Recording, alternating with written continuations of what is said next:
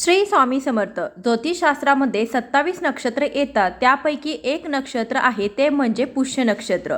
या नक्षत्राचे आपले एक विशेष महत्त्व आहे. हे नक्षत्र ज्यावेळी गुरुवारी येते तेव्हा त्याला गुरुपुष्यामृत योग असं म्हटलं जातं.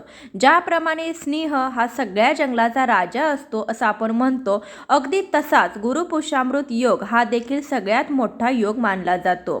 या दिवशी सुरुवात केलेल्या कोणत्याही कार्याला यश मिळण्यास मदत होते. म्हणून अनेक जण गुरुवारी एखाद्या कार्याची शुभ सुरुवात करत असतात. 28 डिसेंबर 2023 गुरुवारी हा गुरुपुष्यामृत योग जुळून आलेला आहे. रात्री 1:03 हा योग सुरू होतोय, ते उत्तर रात्री 7:12 असेल. तर हा योगायोग अतिशय सुंदर बनून आलेला आहे, कारण की आपण मार्गशीर्ष महिन्यातील गुरुवारचे व्रत करतो. घरामध्ये सुख, ऐश्वर्य, शांती लाभावे म्हणून प्रत्येक सुवासिनी महिला या घरामध्ये आपण मार्गशीर्ष गुरुवारचं व्रत करत असतो. तर हे व्रत करत असतानाच आपल्याला तिसऱ्या गुरुवारी हा गुरुपुष्यामृत योग जुळून आलेला आहे. तर अतिशय सुंदर असा योगायोग आहे, कारण की गुरुपुष्यामृत योगा दिवशी सुरू केलेलं कोणतंही काम किंवा कोणतेही केलेलं उपाय हे आपल्याला दुप्पट फळ मिळवून देत असतात. आणि आपण गुरुवारी देखील महालक्ष्मीची पूजा करतो, व्रत करतो, आणि त्याच दिवशी आपल्याला गुरुपुष्यामृत योग देखील जुळून आलेला आहे. तर अगदी सोन्याहून मौल्यवान असा आपल्याला हा दिवस मिळालेला आहे. तर या दिवशी आपण कोणकोणती कामे करावीत, कोणकोणत्या सेवा कराव्या, जेणेकरून घरामध्ये माता लक्ष्मी टिकून राहील, घरामध्ये बरकत निर्माण होईल, आर्थिक संकटे दूर होतील, यासाठी स्त्रियांनी घरामध्ये कोणकोणते कामे करावे ते आज मी तुम्हाला सांगणार आहे. त्यासोबत कोणती कामे करू नये हे देखील मी तुम्हाला सांगणार आहे. त्यासाठी व्हिडिओ शेवटपर्यंत आवर्जून बघा. चॅनलवर नवीन असाल, पहिल्यांदाच माझे व्हिडिओ पाहत असाल तर चॅनलला अवश्य सबस्क्राईब करा. 27 नक्षत्रापैकी पुष्य नक्षत्र हे अतिशय महत्त्वाचं मानलं जातं, आणि हा योगायोग आपल्याला तिसऱ्या गुरुवारी जुळून आलेला आहे. त्यासाठी आपल्याला तिसऱ्या गुरुवारी महालक्ष्मीचं व्रत करत करत काही कामं देखील करायची आहेत. तर आपल्याला सकाळी लवकर उठायचं आहे, आपलं अंगण स्वच्छ करून घ्यायचं आहे. तर बघा, आपण जेव्हा नवीन काही व्रत करत असतो, उपवास करत असतो, तेव्हा आपण घराची साफसफाई करतो किंवा फरशी पुसून काढतो. तर ही कामे आपल्याला आज करायची नाहीत, कारण की गुरुवार आहे आणि गुरुवारच्या दिवशी आपल्याला फरशी पुसायची नाही, केस धुवायचे नाहीत किंवा घराची साफसफाई करायची नाही. तर मग घरातील केरकचरा, जो रोजचा आपला केरकचरा आहे, अंगणाची साफसफाई आहे, ती आपण करायची आहे. परंतु जे आपण पूर्ण एखाद्या सणाच्या अगोदर साफसफाई करतो ती आपल्याला आदल्या दिवशी करून घ्यायची आहे. आदल्या दिवशी आपल्याला घर देखील स्वच्छ पुसून घ्यायचं आहे. घर स्वच्छ पुसत असताना त्यामध्ये आपण थोडंसं गोमूत्र, चिमूटभर हळद आणि खडे मीठ टाकून आपण बुधवारीच घराची फरशी पूर्णपणे स्वच्छ करून घ्यायची आहे. घर स्वच्छ पुसून घ्यायचं आहे. घराचा जो मुख्य दरवाजा आहे तो मुख्य दरवाजा देखील आपण स्वच्छ पुसून घ्यायचा आहे. घराचं अंगण देखील आपण सारवून वगैरे घेऊ शकता. दुसऱ्या दिवशी गुरुवारी आपल्याला फक्त रोजची साफसफाई करायची आहे. केस देखील आपण आदल्या दिवशीच धुवायचे आहेत, कारण की गुरुवारी विवाहित महिलांनी केस धुतल्याने वैवाहिक जीवनामध्ये अडचणी येतात, गुरुग्रह कमजोर होतो आणि आपल्याला आर्थिक संकटांना सामोरं जावं लागतं.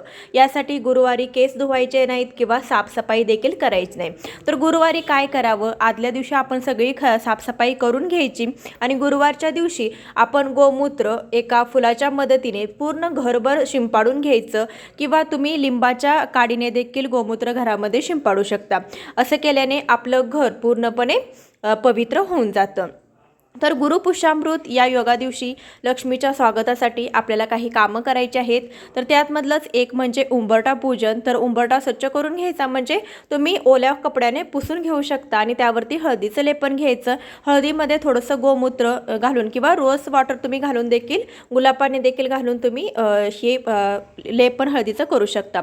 हळदीचं लेपन केल्यानंतर आपल्याला दोन्ही बाजूला 2 दिवे लावून घ्यायचे. तर हे दिवे लावण्याची योग्य वेळ म्हणजे सकाळी 6 ते 7 यावेळेस तुम्ही सकाळीच उंबरठा पूजन करून रांगोळी छानशी काढून त्यावरती हळदी, कुंकू, गंध, पुष्प, अक्षता वाहून, दिवाने ओवाळून, धूप दाखवून आपण उंबरठ्याच्या दोन्ही बाजूला 2 दिवे लावून घ्यायचे.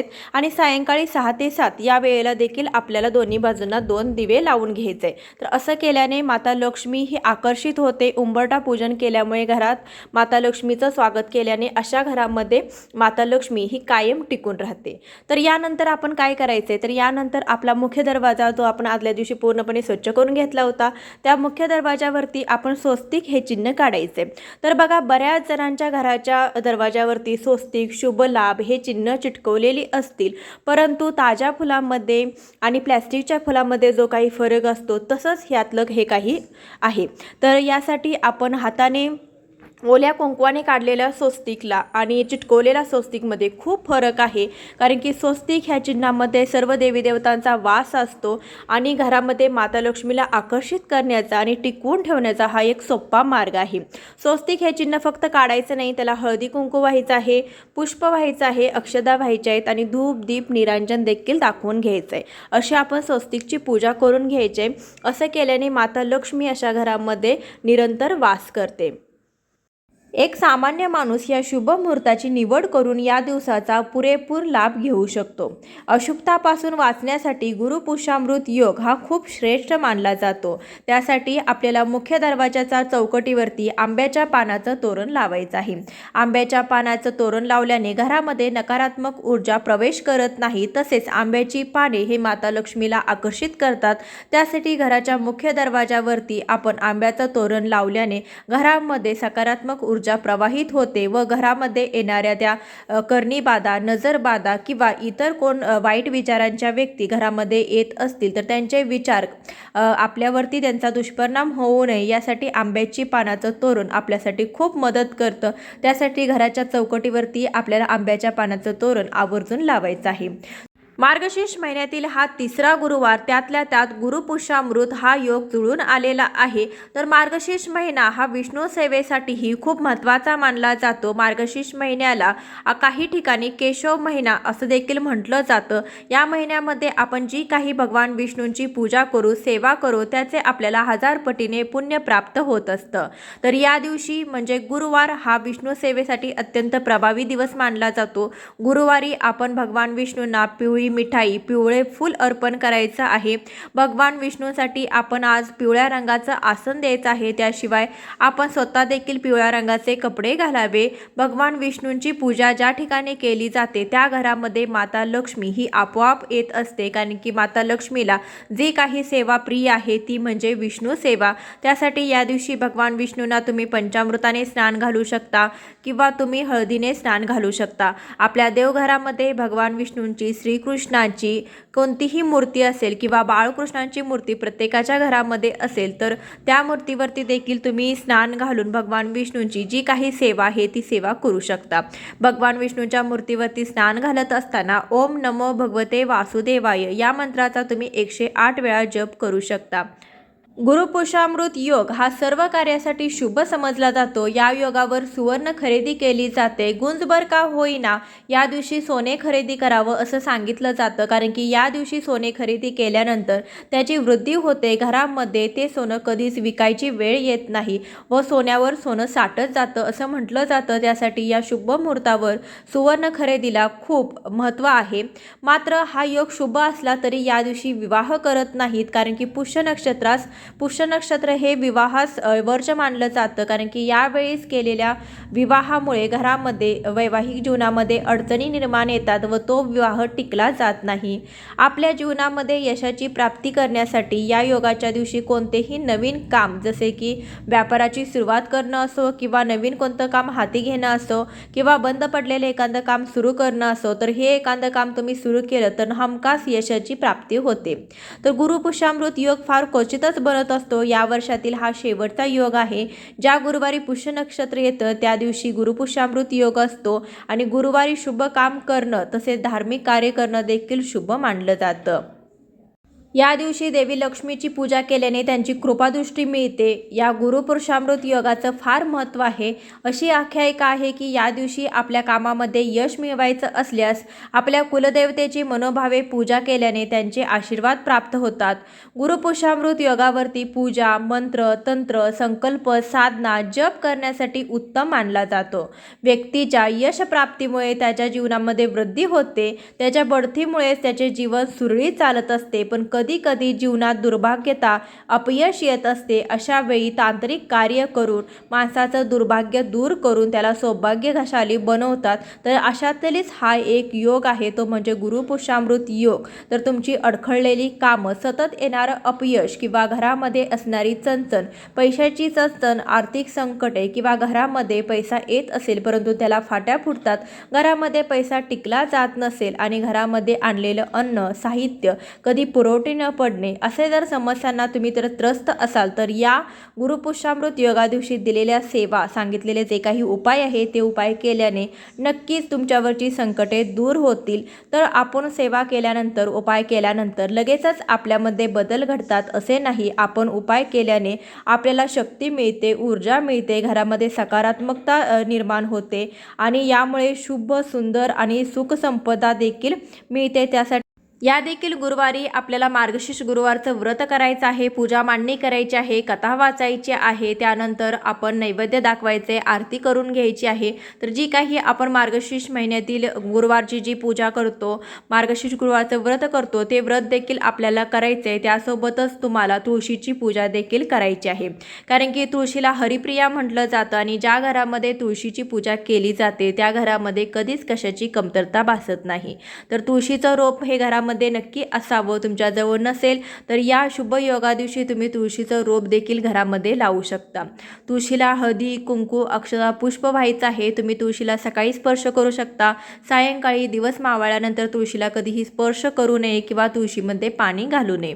सकाळी उठल्यानंतर सौभाग्यवती स्त्रीने, घरातील मुख्य स्त्रीने तुळशीला पाणी घालावे, हळदी कुंकू वाहावे, तुळशीसमोर छोटी का होईना रांगोळी काढावी. तर ही छोटे मोठे कामे आपण केल्यामुळे नक्कीच आपल्या घरामध्ये सकारात्मक ऊर्जेचा प्रवाह वाहतो आणि घरामधील सगळी संकटे दूर होतात.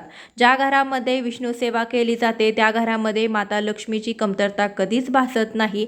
त्यासाठी तुमच्या घरामध्ये तुळस असेल तर ह्या गुरुवारी आणि प्रत्येक गुरुवारी तुळशीची पूजा करावी, कारण की गुरुवार हा दिवस भगवान विष्णूंच्या सेवेसाठी खूप प्रिय मानला जातो. यासोबतच या दिवशी तुम्ही विष्णू सहस्रनामाचा पाठ करू शकता, व्यंकटेश स्तोत्र वाचू शकता किंवा या दिवशी तुम्ही महालक्ष्मी अष्टकम देखील म्हणू शकता.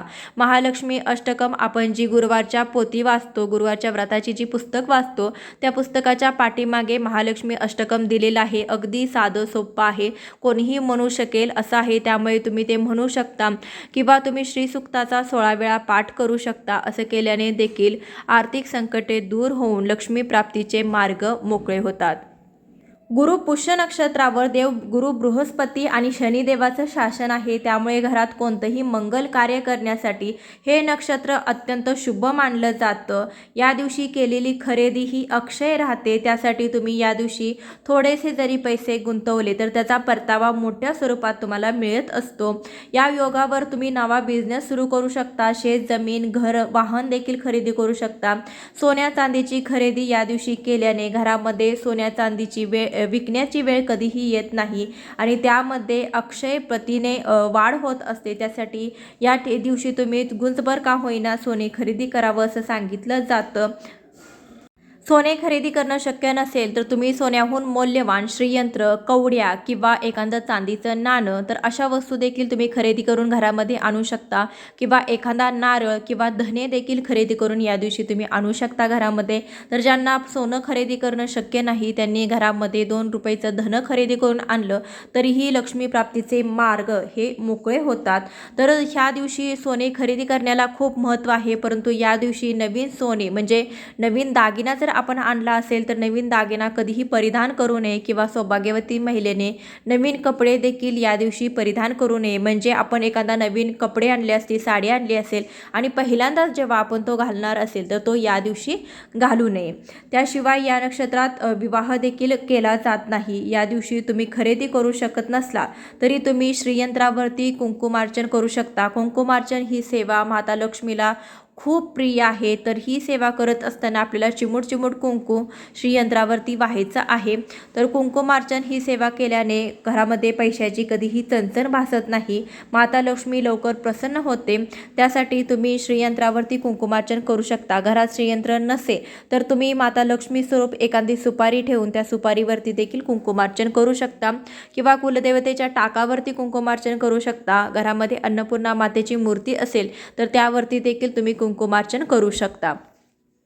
शुभ मुहूर्तावर आणि विशेष दिवशी केलेले जे काही उपाय असतात, जे काही सेवा असतात ते जास्त फलदायी ठरतात. त्यासाठी तुम्हाला या शुभ मुहूर्तावरती जो काही योगायोग जुळून आलेला आहे, मार्गशीर्ष महिन्याचा 3रा गुरुवार आणि गुरुपुष्यामृत योग, तर या योगावरती तुम्ही सांगितलेले कामे किंवा उपाय केले तर नक्कीच तुमच्या घरामध्ये तुम्हाला बदल दिसून येतील. तर व्हिडिओ कसा वाटला हे कमेंटद्वारे आवर्जून सांगा. चॅनलवर नवीन असाल, पहिल्यांदाच माझे व्हिडिओ पाहत असाल तर चॅनलला अवश्य सबस्क्राईब करा.